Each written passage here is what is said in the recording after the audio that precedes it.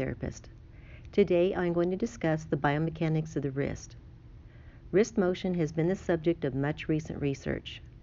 Carpal motion is not guided by the pull of an active muscle inserting into one of these carpal bones, but rather it is a passive reaction to the pull of extrinsic wrist flexors and extensors crossing over and inserting into the metacarpals.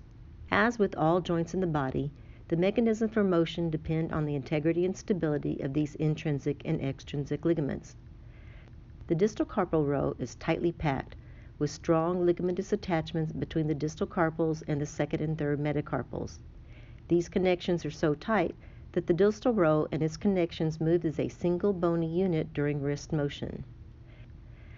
There are no tendons attached to the proximal row carpals either, but the ligament attachments are not as tight, so we can see a small amount of movement between the proximal and distal carpal rows and between the proximal carpals themselves. The proximal row is also known as the intercalated segment. The name describes proximal carpal motion in an articulated chain of forearm, wrist, and hand movements. The scaphoid is also considered a link or a bridge between the proximal and distal carpal rows. The wrist motions of flexion, extension, radial deviation, and ulnar deviation all come from the two joint lines surrounding this proximal carpal row, the radial carpal joint line and the mid-carpal joint line. During wrist flexion, the distal scaphoid flexes, dragging the lunate into flexion via the strong scapholunate ligament. The triquetrum is likewise pulled into flexion via the lunotriquetral ligament. During wrist extension, the scaphoid and lunate extend with the triquetrum.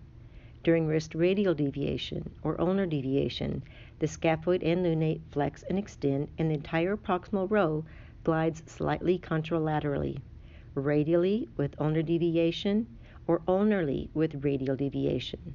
The distal carpal row as a unit moves inversely to the proximal row.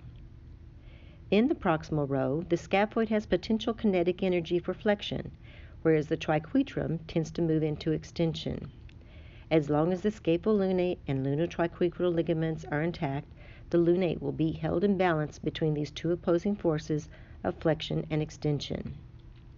More recently, wrist motion has been described not in pure planes of flexion or extension, radial deviation or ulnar deviation, but rather as dart thrower's motion. Dart thrower's motion is a pattern of wrist motion that is not in the anatomical transverse, sagittal, or horizontal planes, but in an oblique direction.